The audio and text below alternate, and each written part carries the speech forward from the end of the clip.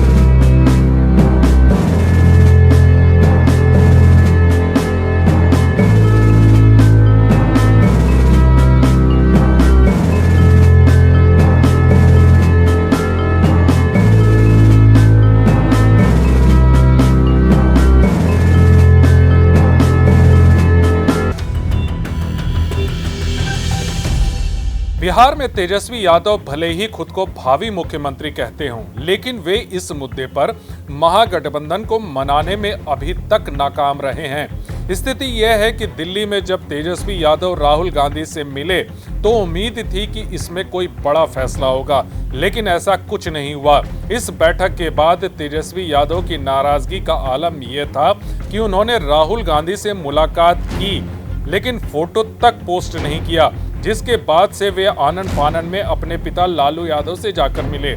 इस मुलाकात के बाद उन्होंने सोशल मीडिया पर बिहार में तेजस्वी सरकार का स्टेटस लगा दिया, जिसको देखकर लोग ये समझ गए कि तेजस्वी को लालू से पूरी आजादी मिल गई है। तेजस्वी का यह रवैया देखकर लोग सोचने लगे कि 17 अप्रैल को पटना में होने वाली बैठक में वे कांग्रेस से हिसाब बराबर कर देंगे। वैसे इस बैठक में तेजस्वी यादव को कोऑर्डिनेशन कमेटी का चेयरमैन बनाया गया। ये एक बड़ी जिम्मेदारी है, क्योंकि समन्वय समिति ही गठबंधन की रणनीति, सीट बंटवारे और चुनावी अभियानों को दिशा देगी। लेकिन ये जिम्मेदारी तेजस्वी के लिए जीत है और हार भी, क्योंकि बैठक में सीएम फेस को लेकर कोई सहमति नहीं बनी। आरजेडी समर्थक चाहते थे कि इस बैठक में तेजस्वी के नाम पर औपचारिक मुहर लग जाए, लेकिन ऐसा नहीं हुआ। हालांकि आरजेडी अभी भी अपने रुख पर कायम है। राज्यसभा सांसद मनोज झा ने तो यहां तक कह दिया कि जैसे सूरज पूरब से उगता है, इसको कोई बदल नहीं सकता, उसी तरह तेजस्वी को सीएम फेस बनने से कोई नहीं रोक सकता। वैसे आरजेडी के इस दावे के पीछे की वजह यह है कि कांग्रेस को छोड़कर महागठबंधन के सभी दल तेजस्वी को सीएम फेस मान चुके हैं। वैसे यहां मुद्दा यह है कि कांग्रेस आखिर चाहती क्या है। क्या यह तेजस्वी को नीचा दिखाने की रणनीति है या कुछ और खेल चल रहा है? अगर कांग्रेस के बड़े नेताओं के बयानों पर गौर करें तो वे गलती से भी तेजस्वी यादव को सीएम फेस नहीं बताना चाह रहे हैं। कांग्रेस के बिहार प्रभारी कृष्णा अल्लावरू, प्रदेश अध्यक्ष राजेश राम इस मुद्दे पर गोलमोल बातें करते दिख रहे हैं। वे महागठबंधन में सब ठीक होने का दावा तो करते हैं, लेकिन सीएम फेस पर चुप्पी साध लेते हैं। दूसरी तरफ लालू प्रसाद यादव ने कह दिया है कि तेजस्वी को सीएम बनने से कोई नहीं रोक सकता।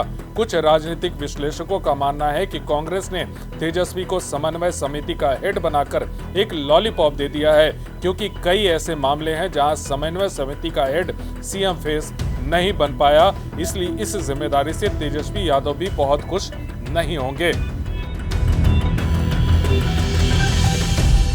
कांग्रेस शायद ये नहीं चाहती कि बिना सीट बंटवारे के आरजेडी को गठबंधन का बॉस मान लिया जाए। वैसे भी बिहार में कांग्रेस अब पहले वाली पार्टी नहीं रही। इससे पहले के चुनाव में कांग्रेस लालू यादव के सामने सरेंडर मोड में रहती थी, लेकिन अब तो बिहार के चौक चौराहों पे कांग्रेस की भी चर्चा हो रही है।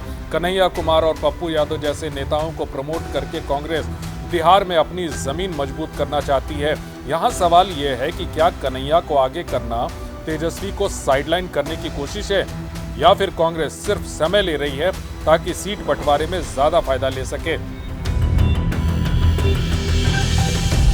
अब बात करते हैं सीट बंटवारे की। क्योंकि यहीं पर महागठबंधन का असली इम्तिहान है। दरअसल 2020 में आरजेडी 144 सीटों पर, कांग्रेस 70 सीटों पर, वाम दल 29 सीटों पर चुनाव लड़े थे। लेकिन इस बार समीकरण बदल गए हैं। इस बार आरजेडी ज्यादा से ज्यादा सीटें चाहती है, क्योंकि उसका मानना है कि कांग्रेस का पिछले चुनाव में स्ट्राइक रेट कमजोर था। ऐसे में आरजेडी इस बार कांग्रेस को 45-50 सीटों पर ही सीमित करना चाहती है। लेकिन असली ट्विस्ट मुकेश सैनी की वीआईपी पार्टी है। मुकेश सैनी ने 60 सीटों की डिमांड कर दी है, साथ ही डिप्टी सीएम का पद भी मांगा है। ये डिमांड आरजेडी और कांग्रेस दोनों के लिए सिरदर्द है।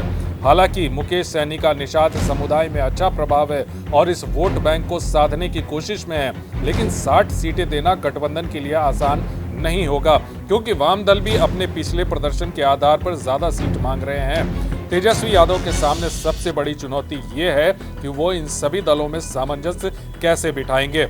अगर वो मुकेश सैनी को ज्यादा सीटें देते हैं तो कांग्रेस और वाम दलों में नाराजगी बढ़ सकती है, और कांग्रेस की मांग पूरी करते हैं तो आरजेडी की सीटें कम हो सकती हैं, जो उनके लिए नुकसानदायक होगा।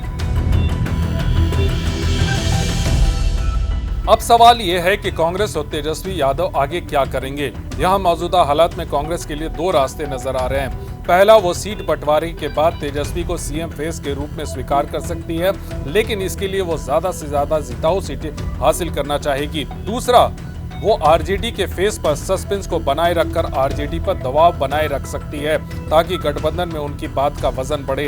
इसलिए कोऑर्डिनेशन कमेटी का चेयरमैन बनने से तेजस्वी यादव के लिए मुश्किलें बढ़ गई हैं। उन्हें न सिर्फ कांग्रेस को मनाना है, बल्कि मुकेश सैनी और वाम दलों को भी संतुष्ट करना है। ऐसा समझा जा रहा है कि अगली बैठक में सीट बंटवारे पर तस्वीर कुछ साफ हो सकती है। तेजस्वी यादव को यह देखना होगा कि गठबंधन में कोई बगावत ना हो, क्योंकि 2020 में सीट बंटवारे को लेकर तनाव ने महागठबंधन को नुकसान पहुंचाया था। बिहार की सियासत में अभी बहुत कुछ होना है।